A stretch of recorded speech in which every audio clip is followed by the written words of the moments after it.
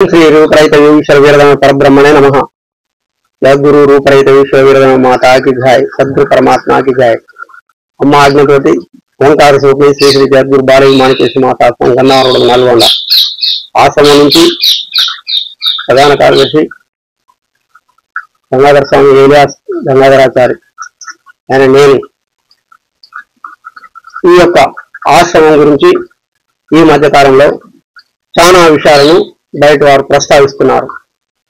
కొంతమంది మాది అని, కొంతమంది మమ్మల్ని ఎలగొడుతున్నామని,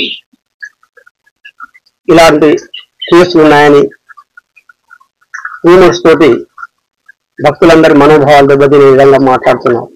కాబట్టి గ్రహించవలసినటువంటి విషయాలు, అసలు వాస్తవికత ఏం జరిగింది, ఏం జరుగుతుంది అనే దాని మీద మీకు కొన్ని విషయాలను వివరించదలుచుకున్నాం. ఏవైతే ఇతర ఛానల్లో కానీ, పేపర్లలో కానీ, యూట్యూబ్లలో వస్తున్నటువంటి అవాస్తవికమైనటువంటి కొన్ని వార్తలను మేము ఖండిస్తున్నాం. ఎందుకంటే వాస్తవికత లేదు అందులో.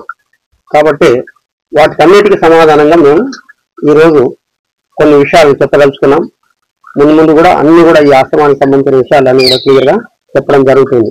ప్రస్తుతం వారు మేము పీఠ ఈశ్వరి మాత, దోనపల్లి ఈశ్వరి మాత అనే ఆమె మాట్లాడుతున్నారు. మాకు ఈ అధికారం ఉంది, మేము పీఠాధిపతులం, మాది ఆశ్రమం, మా నాయన గారితో ఉన్నారు అనేటువంటి వాస్తవికత చెప్తున్నారు.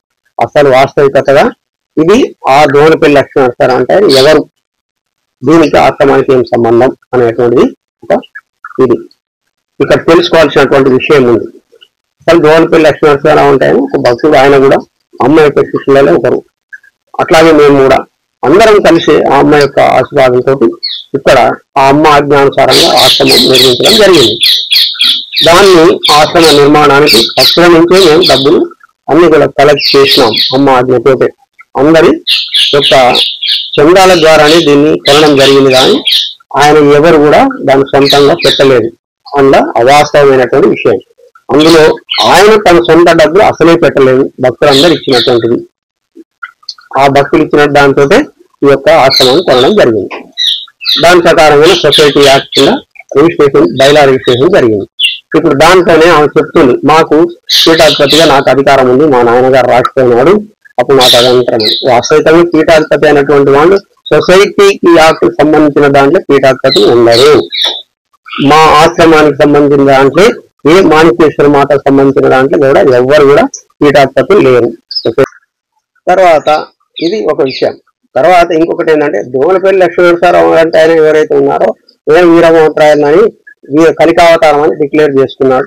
అది 85లో అమ్మగారితో చేసి మాట్లాడి కాలజ్ఞానం ప్రకారంగా నేనే కలికావతారాన్ని అని చెప్తేనే అమ్మగారు దాన్ని ఖండించినారు, ఒప్పుకోలేదు. అవన్నీ అట్లాంటి విషయాలు మాట్లాడొద్దని చెప్పి చేసినారు. దాని తర్వాత ఆయన ఇక్కడి నుంచి ఇచ్చేసేసి అమ్మగారు అట్లాగే చెప్పడం వలన ఆయన నీ ఆశ్రమంతో నీకు సంబంధం లేదు, నువ్వు నా ముఖం చూడవద్దు, నా ఫోటో పెట్టుకోవద్దు, ఇక్కడ ఉండొద్దు అని అంటే ఆయన ఇచ్చేసేసుకొని ఇక్కడి నుంచి హైదరాబాద్ వెళ్ళిపోయినాడు. వెళ్ళిపోయే ముందే పట్టా పాస్బుక్లలో అమ్మగారి పట్టా పాస్బుక్లలో తన ఫోటోలు తను అమ్మగారి ఇది ఇచ్చి తనకి పెట్టుకుంటే భక్తులందరూ దాని మీద ధర్నా చేయడం జరిగింది. జేసీ కోర్టులో కేసు కూడా నడిచింది. ఆ కోర్టులో కూడా జేసీ గారు చెప్పినటువంటి ఆర్డర్ ప్రకారంగా అది అమ్మగారిదే, సొసైటీకి భక్తులు ఇచ్చినటువంటి భూమి కాబట్టి దాని మీద ఇన్స్టిట్యూషన్ లో అందరు మారుతారు కాబట్టి ఫోటోలు అక్కర్లేదు అని చెప్పేసి మళ్ళీ అమ్మగారి పేరు మీద పట్టా పాస్బుక్ ఇష్యూ చేయడం జరిగింది. దాని తర్వాత ఆయన హైదరాబాద్ పోయినాడు. అక్కడ ఆయన సొంత వ్యవహారాలు కొన్ని ప్లాట్ల బిజినెస్ లో అవన్నీ పెట్టుకున్నాడు. ఆ ప్లాట్ల బిజినెస్ వల్ల వచ్చినటువంటి ప్రమాదాలు, ఇల్లీగల్ యాక్టివిటీస్, అసాంఘిక కార్యకలాపాలు చేస్తున్నట్టు కేసులు నమోదై జైలు పోవడం జరిగిపోయింది. దీని మీద అంతకుముందు జైలు పోవడానికి ముందు కూడా నేనే వీరభద్రాయని కలికావతారమని హైకోర్టు కూడా తీసేసి పర్మిషన్ అడిగినారు. కాలజ్ఞానాలు తీస్తే మాకు పర్మిషన్ ఇవ్వమంటే హైకోర్టు ఒప్పుకోలేదు. అలాంటి విషయాలు ఇక్కడ ఏం అని తీసేసినారు. అందుకని దాని తర్వాత మళ్ళీ ఆయన అక్కడ ఇచ్చేసేసి ఆ కార్యకలాపాల వలన జైలు పోవడం జరిగింది.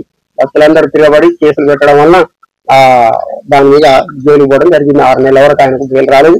ఆ 6 నెలల తర్వాత ఆయనకు బెయిల్ వచ్చిన తర్వాత ఆయన వెళ్ళి మళ్ళీ హార్ట్ ఫెయిల్ అయిపోయి చనిపోవడం కూడా జరిగిపోయింది.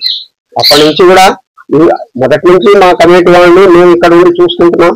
అయినా ఆ తర్వాత కూడా మేమే చేయడం జరిగింది. తర్వాత అమ్మగారి దగ్గర వెళ్ళి ఇది పరిస్థితి ఉందమ్మా ఇట్లా అని చెప్తే వాళ్ళు చెప్పినారు, వాళ్ళంతా మోసగాళ్ళైనా వాళ్ళని ఎవరు దగ్గర రానియద్దు, ఎంత భక్తులు ఇచ్చిన డబ్బు కాబట్టి మీరు ఆ కమిటీ ద్వారా చేయమంటే మేము అప్పటి నుండి ఇప్పటి కనుక మేము కమిటీలో ఉంటూ ప్రతి కూడా గుడి గోపురము, తర్వాత పూజలు కార్యక్రమాలు, వ్యవసాయం, తర్వాత గోశాల నిర్మాణము, ఆంజనేయ స్వామి గుడి, అమ్మగారి గుడి, నాగలింగేశ్వర స్వామి గుడి, దుర్గమ్మ గుడి, ఇవన్నీ కూడా మేమే కార్యక్రమాలన్నీ నడిపిస్తూ మా భక్తులతోటి మా ద్వారా ఈ ద్వారా నడిపించుకుంటున్నటువంటి విషయాలు ఉన్నాయి.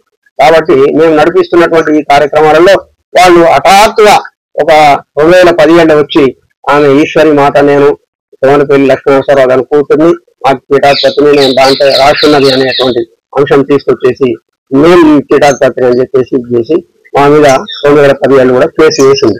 మేము ఏం చెప్తున్నామంటే 2017లో వేసిన దాని ముందు వాస్తవికంగా మా కమిటీ నడుస్తున్నటువంటి వాళ్ళ యొక్క సంతకాలను ఫోర్జరీ చేసి తాను 1999లోనే తనను ఎన్నుకున్నట్టు, తాను పీఠాధిపతి అయినట్టు రాసుకొని ఆ యొక్క ఫోర్జరీ చేసిన సంతకాలతోటి ఆ రిజిస్ట్రార్, జిల్లా రిజిస్ట్రార్ల తప్పుడు సమాచారం ఇచ్చి తన యొక్క కమిటీ నమోదు చేయించుకుంది.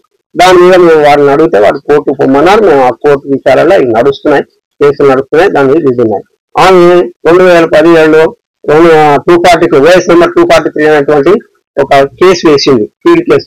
ఎందుకని నేనే కబ్జాలు ఉన్నాను, నాకు ఇంగ్లీషన్ ఆర్డర్ ఇవ్వాలి, మాది ఇది ఆస్తి అని చెప్పేసి ఇస్తే జడ్జి గారు కోర్టులో కేసులు ఉన్నాయని నేను అంటున్నావు, నీకెట్లా ఇస్తారమ్మా ఇంగ్లీషన్ ఆర్డర్, అట్లా కాదు స్టేటస్కో ఇస్తాము, అది కూడా బోత్ సైడ్స్, ఇద్దరు కూడా ఎవరు కావాలి వాళ్ళు ఉండండి, కోర్టు చేయలేంత వరకు, కోర్టు కేసులు చేయలేంత వరకు ఎవరు కూడా ఇది డిస్టర్బ్ చేయరాదు అని చెప్పి ఒక ఆర్డర్ ఇష్యూ చేసినాడు.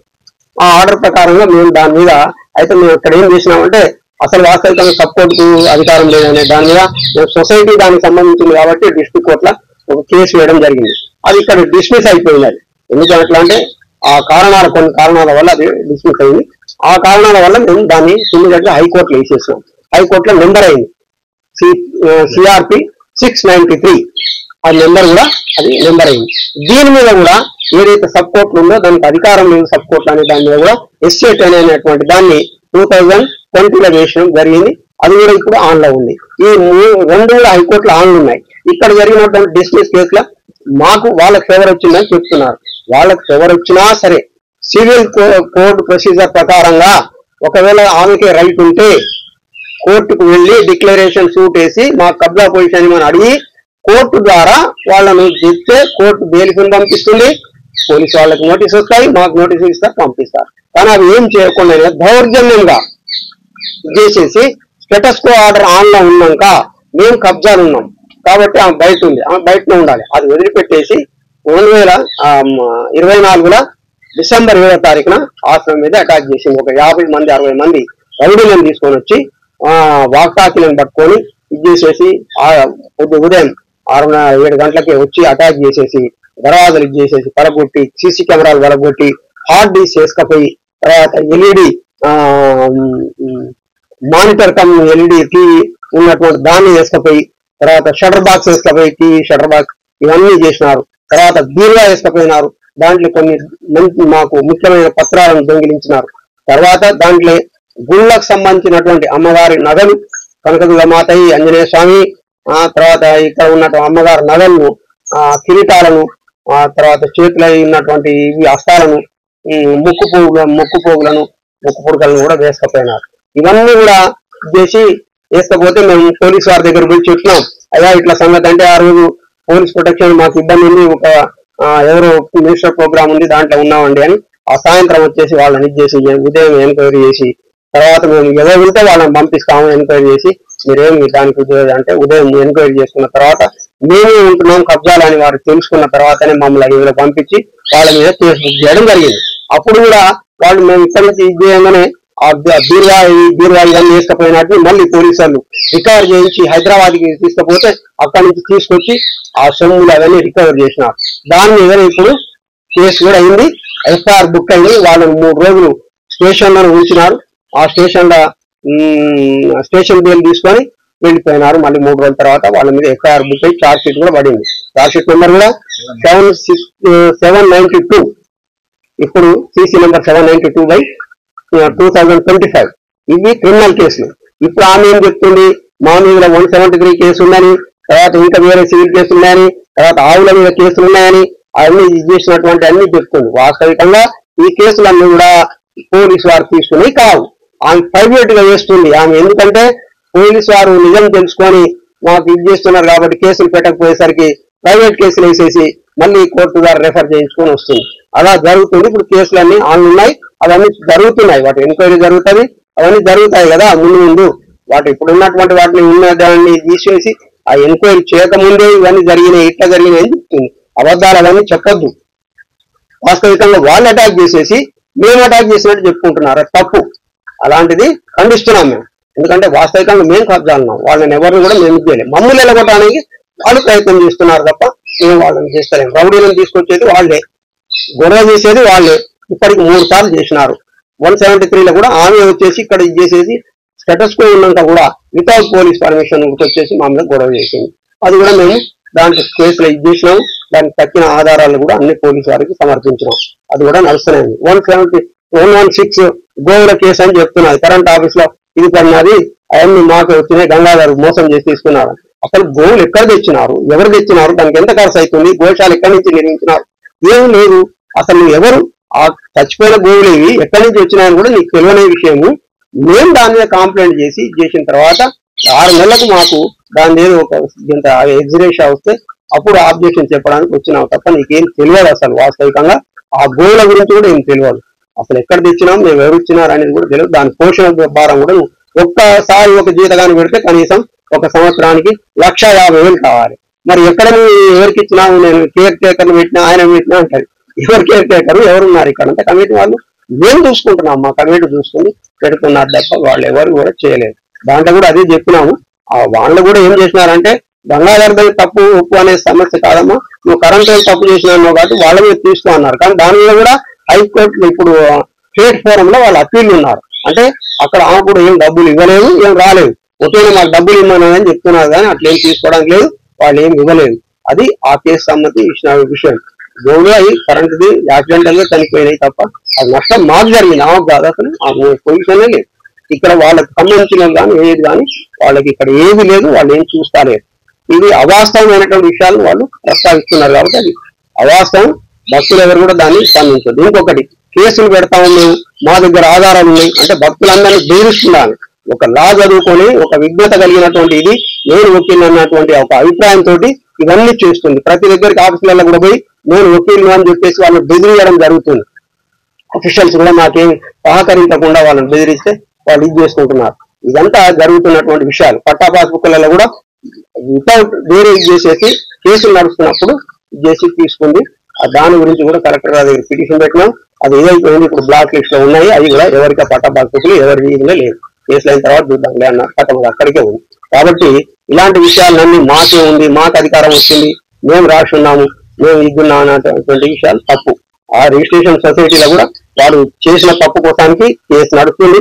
పార్టీ చేసాం, ఇంకా ముందు దాని గురించి కూడా నడుస్తుంది, ఎంక్వైరీలు నడుస్తాయి. అది పూర్తయిన తర్వాత ఏమవుతుంది అనేది అప్పుడు చూడాలి. మేము అందరికి కూడా చెప్పేది ఒకటే, ఎవ్వరు కూడా మేము వాళ్ళను ఇది చేస్తున్నాం. భక్తులు అందరు రావచ్చు, ఇది అందరిది కూడా. కాకుంటే ఇక్కడ ఆమెకు అధికారం లేదు, ఆమె ఇక్కడ చేస్తా లేదు. ఇక్కడ ఎలాంటి సంబంధం లేని ఆమె వచ్చేసి గొడవలు పెట్టడం, నాదనడం, దీనివల్ల భక్తుల యొక్క మనోభావాలు దెబ్బతినడం, మేము చూస్తున్న కార్యక్రమాలు ఇదైపోవడం, ఆగిపోవడం ఇవన్నీ జరుగుతున్నాయి తప్ప మేము ఎవరిని ఇది చేస్తారని. ఇంకొకటి ఏంటంటే మా యొక్క ఆనగండి ఆశ్రమం గురించి కూడా మాట్లాడినారు. అక్కడ మాణికేశ్వరి మాతను పాయిజన్ పెట్టి స్లో పాయిజన్ పెట్టి చంపినారు. ఆ శివస్వామి ఇట్లా వాళ్ళందరూ ఇట్లా అని చెప్పి ఒక దుష్ప్రచారం చేసినారు. తప్పుడు మాట ఇది. ఎందుకంటే మాణికేశ్వరి మాత అనేటాన్ని 85 సంవత్సరాలు అన్నము ఆరం మలమూత్రం లేదు. ఆమె ఎక్కడంటే అక్కడ డిసెప్టరీ అని చోట్ల దర్శనం ఇవ్వగలిగినటువంటి శక్తివంతరాలు. ఆమెను ఎవరో చంపుతారనేది